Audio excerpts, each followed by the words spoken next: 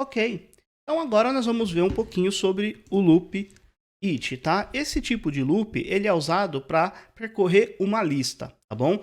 Vamos ver como é que esse cara funciona. Eu vou comentar isso aqui de novo, para a gente ter como referência.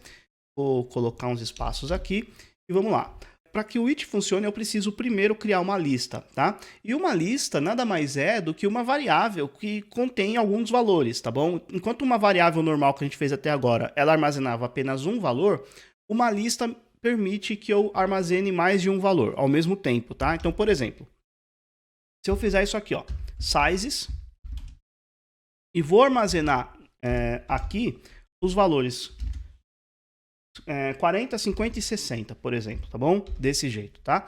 Então, armazenei, aqui é ponto e vírgula, armazenei ali alguns valores. Aí eu vou percorrer essa lista, então, arroba, it, e aqui a sintaxe é, para cada um elemento dessa lista, eu vou criar uma variável para representar este número aqui. Para cada size in sizes, ou seja, para cada um disso aqui, olha só, para cada elemento aqui dentro, ele vai receber o nome de size aqui, tá bom? E aí eu posso fazer, por exemplo, algo parecido com isso, olha só, icon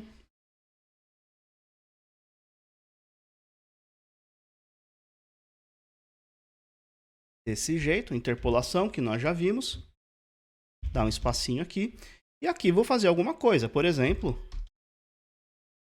font size,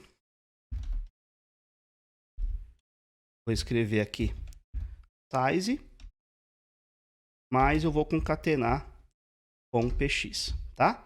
Vamos salvar.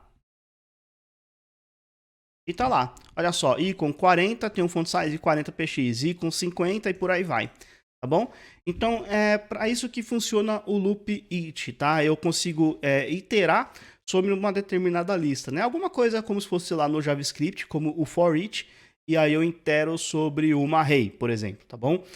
Além disso, né?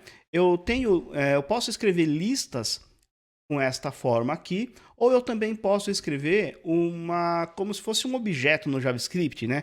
Que eu tenho propriedade e valor. Então, para cada valor eu tenho uma propriedade associada, tá bom? Vamos ver como é que esse cara vai funcionar. Então, ó, vou criar agora uma lista mesmo, só que esse cara vai se chamar, por exemplo, vou chamar de icons, desse jeito, tá?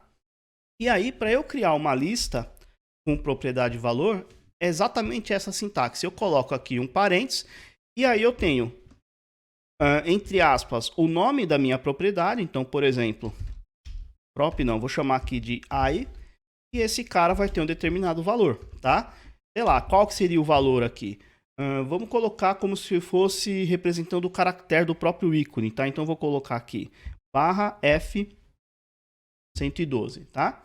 Desse jeito. E vou colocar só mais um, só para a gente experimentar, ok? Vamos vir aqui, colocar start e vou colocar F12E. Desse jeito aqui. Ok? Maravilha. Então, aqui eu vou fazer um for each. Então, vamos lá. Each. Desse jeito. Qual que é como que vai chamar aqui a minha propriedade, tá? Para ficar mais fácil, eu vou até chamar de prop, tá bom? Vou colocar esse cara daqui. Desse jeito. Aqui dá um espacinho. Então, it prop nesse cara daqui, que é a minha própria lista, tá bom? E aí eu vou fazer o seguinte, eu vou copiar isso aqui. Aqui vai ser prop, ou seja, é o nome que está aqui dentro, né, na propriedade. Então, I e start, ok?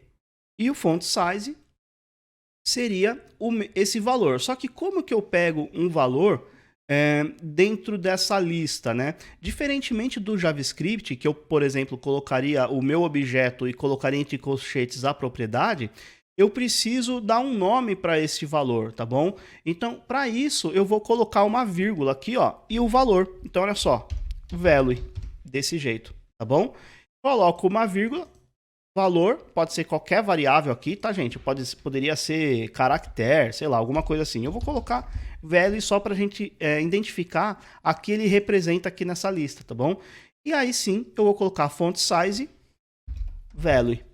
E aí, não, aliás, não é font size, né? Mas é font family. Ou aqui seria o conteúdo, né? Alguma coisa assim, tá bom? Vou colocar só fonte, só para a gente ter um CSS para a gente observar. Então, vamos lá. Aqui embaixo, cadê? Tá aqui, ó. Então, tá aqui, eu tenho duas classes, né? I com I e com start. Tem uma fonte aqui, eu não consigo ver, mas digamos, vamos mudar um pouquinho esse CSS. Vamos dizer que o I tem 12px e o start tem 14px, por exemplo, tá? Desse jeito aqui. Agora eu vou voltar para a fonte size. Tá bom? Salvar, tá lá.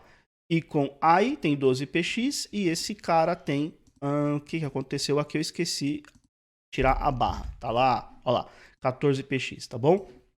Então, se eu tivesse mais um elemento aqui, seria, por exemplo, like, sei lá.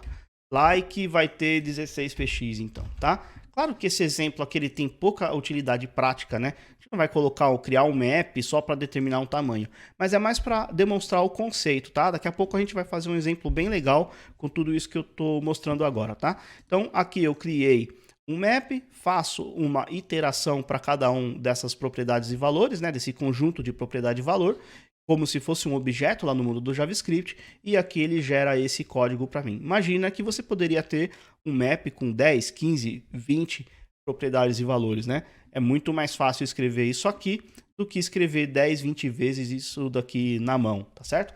Então tá lá. Então esse foi o loop it. No próximo vídeo a gente continua. Um abraço, até lá.